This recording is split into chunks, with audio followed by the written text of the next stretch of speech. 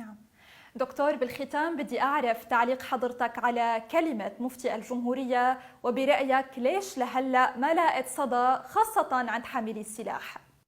الحقيقة يعني نحن طلبنا مرارا خروج سماحة المفتي وأن يصدر بيانا ضد السلاح المنفلت وضد التحريض الذي يجري كل يوم. بعد فترة طويلة يعني استجاب، كثر المطالبات فظهر. الحقيقة قدم كلمة، يعني كلمة شاملة وعامة واجتماعية، لكنها لم تضع اليد على الجرح.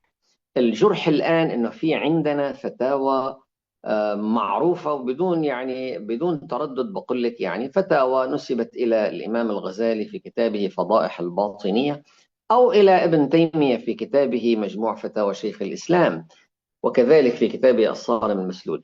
هذه الفتاوى التي يعني تهدر دماء طوائف بحالها هي أصلا لا يمكن تبريرها شرعا. كنا ننتظر من الفتوى أن تفند هذه الفتاوى وأن تقول للناس، أن تقنعهم، أن تقنع هؤلاء الذين يحملون هذه الفتاوى أنكم تحملون فتوى معادية للقرآن، لأن القرآن هو من يقول لا تزر وازرة وزر أخرى. القرآن هو الذي يقول من قتل نفسا بغير نفس أو فساد في الأرض فكأنما قتل الناس جميعا. القرآن واضح في ذلك. لكن الحقيقة أن هؤلاء الذين يحملون فتاوى التكفير ويتحركون بها، طبعا معظمهم من الدهماء الذين لا يعلمون أصول الشريعة، ولكن هناك من يعلم أصول الشريعة وهو يحاول أن يكتمها عن الناس، وأن يعني يدفع بالناس إلى هذا اللون من الاشتباك. نحن نعتقد بأن ما جرى الآن، يعني ظهور المفتي وحديثه عن عصمة دم الإنسان والإنسان، هو أمر جيد. لكن نحن لم نكن في مشكلة أنه يعني فتوى القتل، ما في أحد يفتي بالقتل.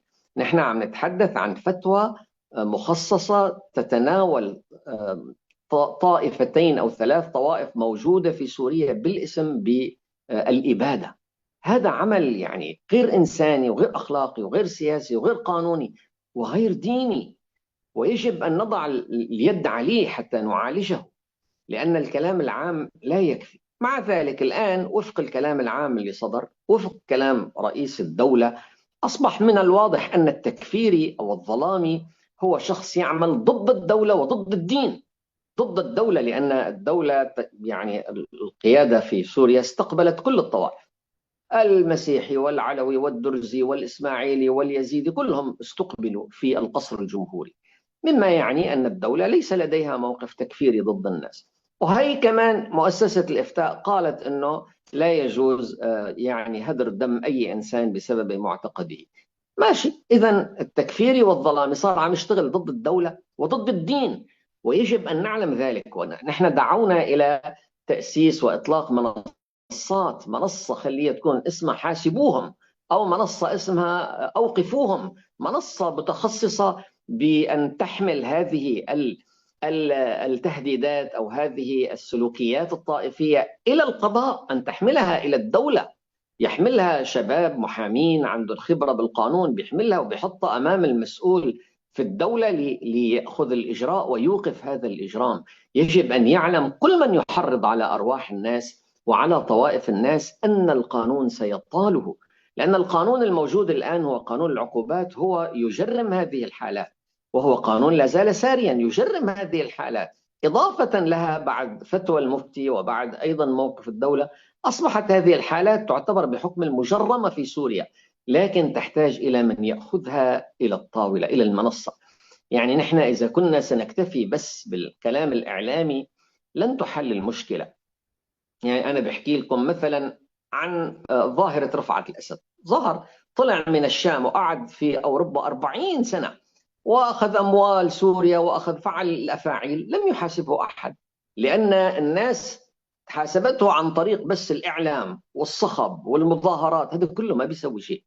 لما جاء ناس أخذوا ملف وراحوا إلى القضاء وحطوه على المنصة وفق الأصول وقبل شكلا، أصبح الموضوع يعني قابل للحساب. نحن نريد أن نحاسب هؤلاء الناس لأنهم يدمرون مجتمعنا. كل إنسان يدعو لإبادة طائفة هو يدمر هذا المجتمع، وهو يخلق حالة من الخوف في المجتمع، وهو ينفر الطاقات الحيوية في البلاد والناس الذين لا ذنب لهم. وأهم من كل ذلك، أهم من كل هذه الأبعاد السياسية، البعد الإنساني. أنت كيف عم تكون راضي، كيف عم تقبل على نفسك أن تكون معتدي على إنسان لم يمارس أي اعتداء، أن تهدد إنسان لم يمارس أي خطر، لم يمارس أي جناية، أي جريمة، هو مجرد إنسان ولد في هذه الطائفة أو ولد في هذه الطائفة. فلذلك نحن يعني دعونا، والآن أنا تلقيت عدد كثير من العروض أنه يعني تنشأ منصة بعنوان حاسبوهم أو أوقفوهم، منصة خاصة كل ما صدر يعني إعلان من هذا النوع، تحريض من هذا النوع، أن يؤخذ عبر شباب حقوقيين ويوضع تماما في منصة القضاء في المكان الصحيح، بحيث يستدعى هؤلاء ويجدون أنفسهم وراء القضبان.